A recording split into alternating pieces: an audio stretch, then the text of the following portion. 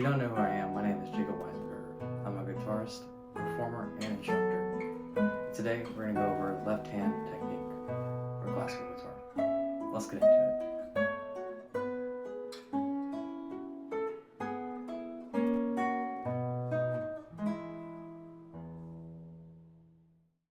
Left-hand technique is detrimental to being able to express musically what you want to do on the guitar with fluency and without any tension level.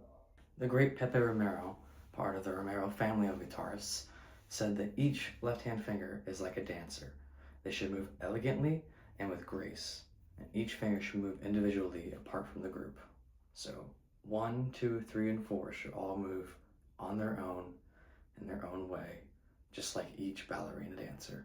So when we get our guitar, I'm going to angle it this way so you can see exactly what I'm doing with both sides.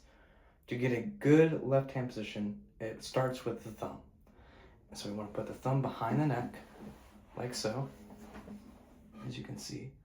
But we don't want it straight on like this. We don't want it too high or too low. We'll put it right in the middle, and we're going to put it to the side like this. So I'm going to use it on that side and hold it like that. And it's going to be in between. If I hold it, you can see it's going to be in between 2 and 1. The thumb is going to be behind 2 and 1. The thumb is there to stabilize the fingers so that they can move around with ease. It's not going to squeeze motion. There's no squeezing motion. It's just pushing against it and gliding around the neck so that you are stable. It's like walking around a tightrope with harnesses. The thumb is your harness and the feet are the fingers. Walking around each tightrope, which will be a string. Next, we're going to bring, as long as we have a good thumb, we're going to bring our wrist out like this so that our fingers can curve so that our tips of our fingers will be on the tip of the string. Now, this is where there are two different schools of thought. Number one is the turned hand position, where our knuckles on all 4 of our fingers are parallel to the guitar neck, like so. And then the other school of thought is the flat hand position, where our 4th finger is slightly higher than the rest of them in the sense of each one will be kind of equal rather than the turn hand position, which would make it weakest to strongest. Aguado was the one that Aguado and Sor used the flat hand method. There is no better school. It's whatever is more comfortable to you. Me personally, I like the flat hand technique because I'm able to use all 4 fingers equally and no finger is stronger than the other in the sense of 4 isn't crumpled up next to 3. They're all separately even out. Now that we have a good fretting position, it's time to fret something on the instrument. So we're going to take our finger, we're going to use the first finger, and we'll put it on the first fret of the first string.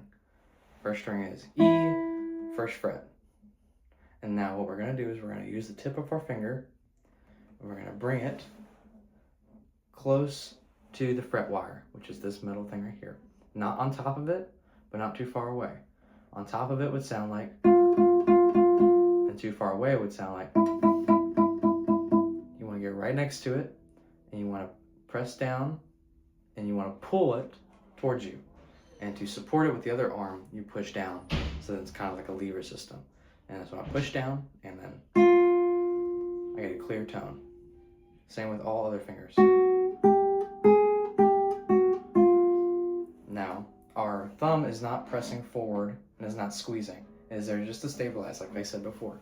To practice this, practice each finger individually and make sure you get a clean, warm sound with them. And I want you to go all the way up the neck with shifting. So shifting would be, you get to 4, I have no more fingers, so you have to shift back to 1, the next fret. And then you do it again to 9. And once you hit the 12th fret, you go back down. And then I have no fingers left on 1, so I shift to where 4 is right where I was gonna be. So I finished here, I need to go 4 right here. I need to put my 4th finger on this fret right here. Same thing again. I finished on fret 5.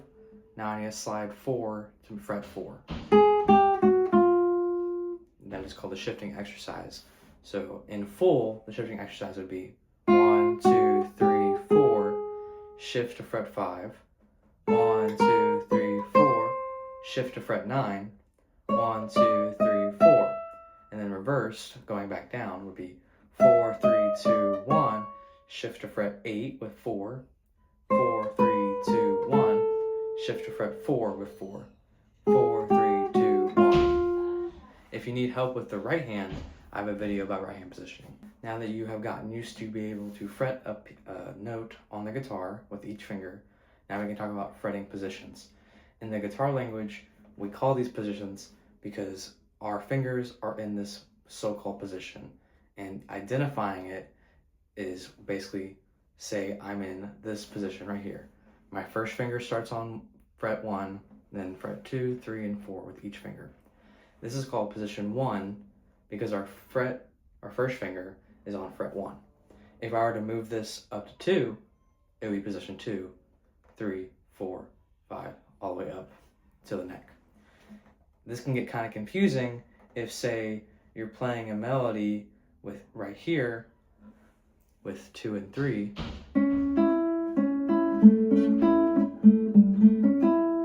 You're still in position 4, you're just using 5th fret, 6th fret, and 7th fret. And then once you use that first finger, it will tell you that you're in position 4. In this video, we talked about how to achieve a good left hand position with good technique.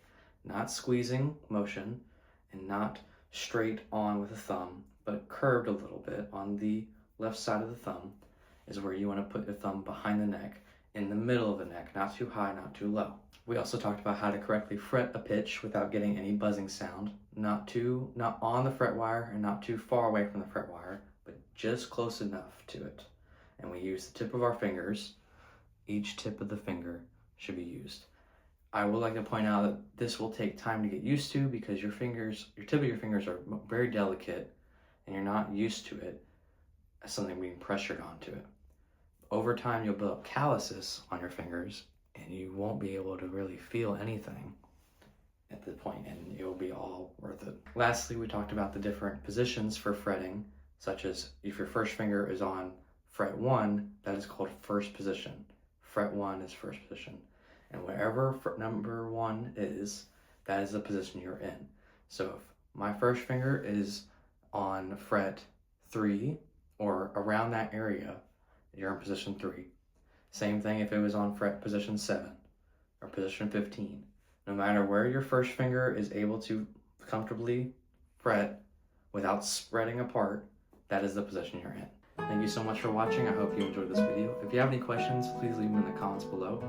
I have a right hand position video as well. I'll leave that in the link in the description. And if you need me, just feel free to comment or email me privately. Thank you so much for watching. Goodbye.